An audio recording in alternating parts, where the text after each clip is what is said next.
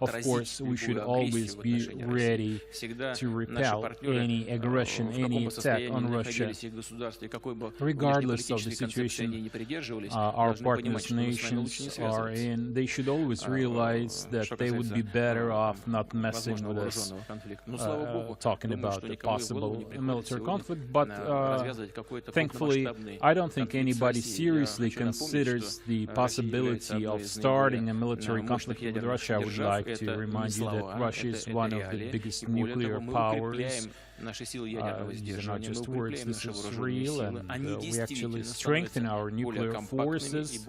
They are more compact now, but they're also more efficient. They're more modern. They have modern weaponry. And we continue to boost their potential, and we are going to do this in the future as well. This is not to threaten anybody, this is just for us to feel protected and be able to implement our economic and social plans.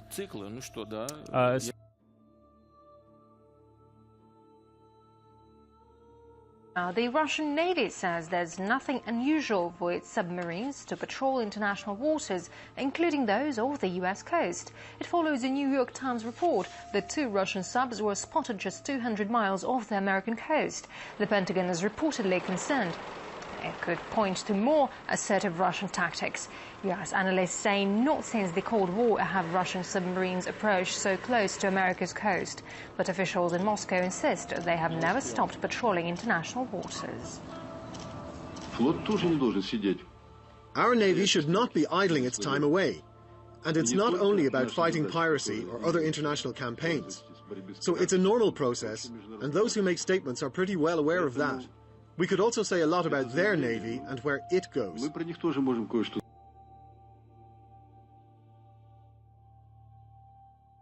Meantime, more rising tension is looming farther east with China as President Obama prepares for a second term.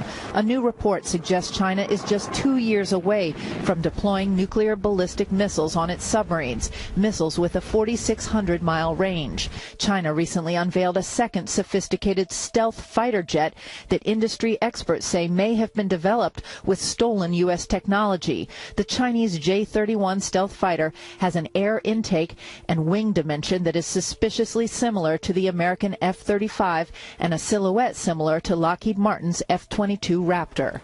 Furthermore, U.S. Navy officials confirm a Russian nuclear-powered attack submarine was detected 300 miles off the east coast of the United States in late October. Russia's Navy commander announced earlier this year that on June 1st, Russian nuclear-powered subs would return to patrolling the world's oceans as they did during the Soviet times. Brett.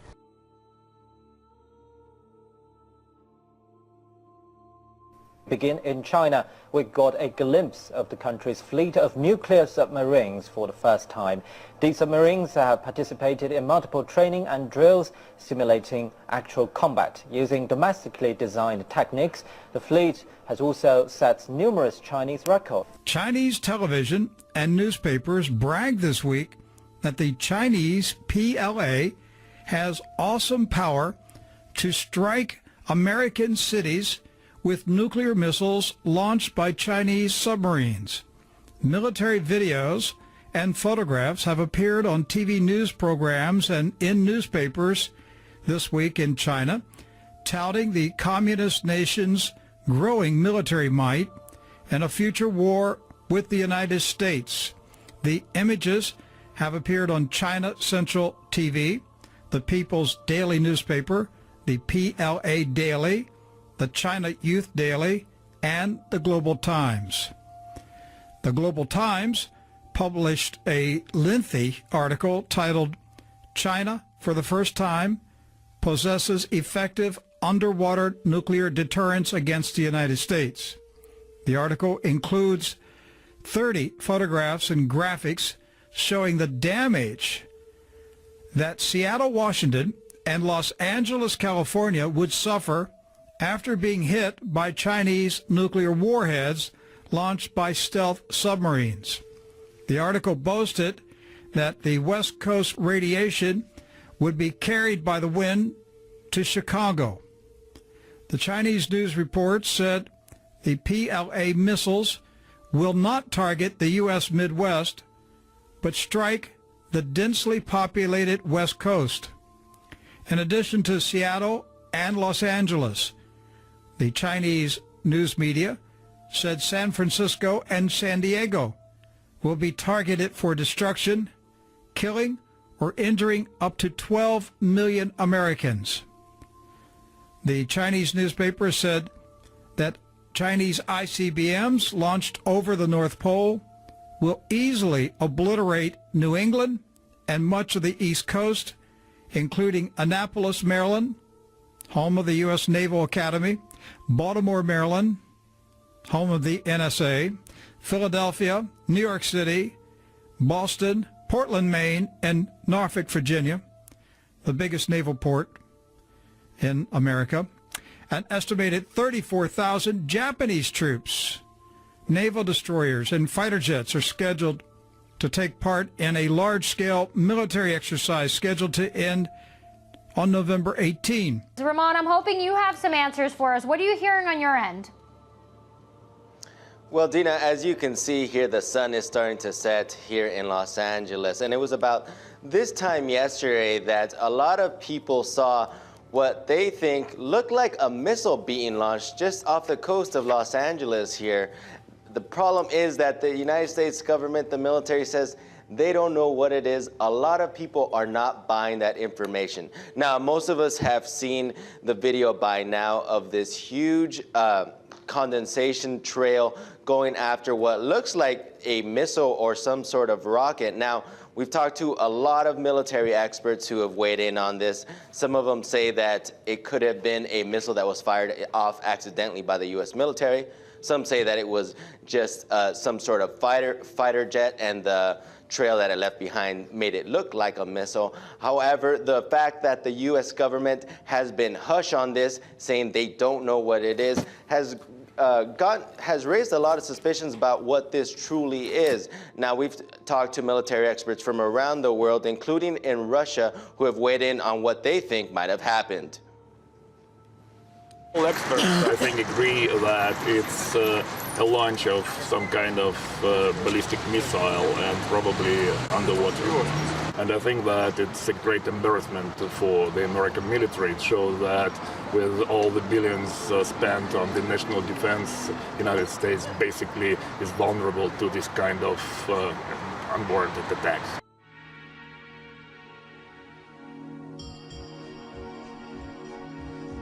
Joseph Farah is the founder of WorldNet Daily. According to Joseph Farah's G2 Bulletin, in an article dated November 19, 2010, experts are now saying that the mystery contrail off the California coast last week was from a Chinese missile.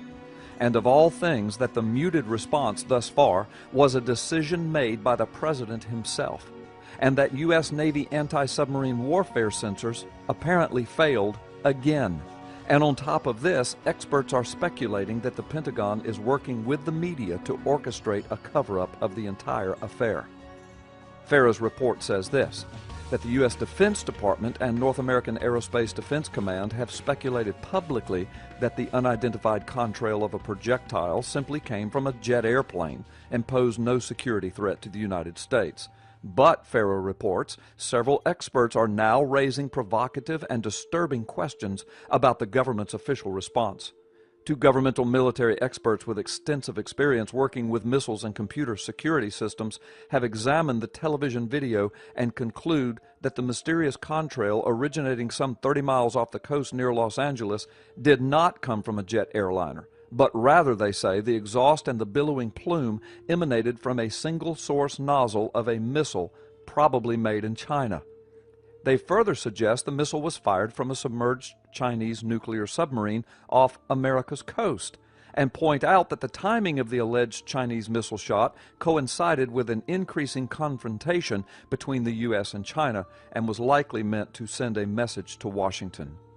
Indeed, the Federal Aviation Administration documents that there were no aircraft flying in the area at that time, the night of November the 8th, Farah's report says. a former U.S. Air Force fighter pilot and commander of an F-15 squadron and an F-16 wing, Brigadier General Jim Cash was assigned to NORAD as an assistant director of operations and is fully knowledgeable of NORAD procedures. Here is what he says. The question that still must be answered is why NORAD's muted response was simply that North America was not threatened, and later our government approved the lame excuse that the picture recorded was simply an aircraft leaving a contrail.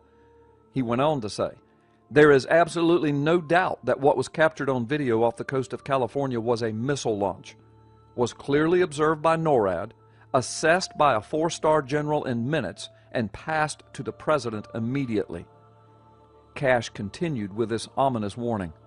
We must question the timing of this shot across our bow. The President was abroad being diplomatic, which means trying to placate China. And in this astounding admission, Wayne Madsen, a former naval officer who has worked at the National Security Agency and the Naval Data Automation Command, said the inability to pick up what he described as a Chinese Jin-class submarine-launched ballistic missile isn't the first time U.S. Navy anti-submarine warfare sensors have failed. Madsen, who today is an investigative journalist, said the Pentagon is working, quote, overtime with the media and on the internet to cover up the latest debacle. However, even some reporters who cover the Pentagon full-time are beginning to question the Pentagon's version of events over the skies west of Los Angeles. Dr. Lyle J. Rapicki of Sentinel Intelligence Services, LLC, said that the contrail incident off the Los Angeles coast is fraught with peril due to the defense systems and protocols in place that should have detected the alleged submarine.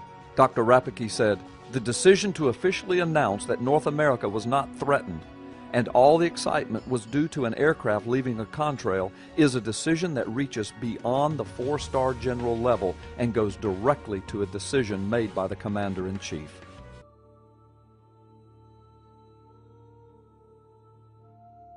The United States led the way recently, along with the European Union, to impose heavy economic sanctions against Russia. Now, U.S. air commanders are notifying leadership at the Pentagon of increased Russian activity dangerously close to the American airspace. At least 16 times in the last 10 days, Russian nuclear bombers have flown right near the Alaska border, an exercise that Russia is calling routine training missions. Twice now, American fighter jets have intercepted Russian spy planes and nuclear bombers and escorted them out of the sensitive airspace. Last month, 2 Russian bombers flew within 50 miles of the California coastline before turning back. U.S. Major Ben Smith says the recent Russian Air Force missions are a spike in activity.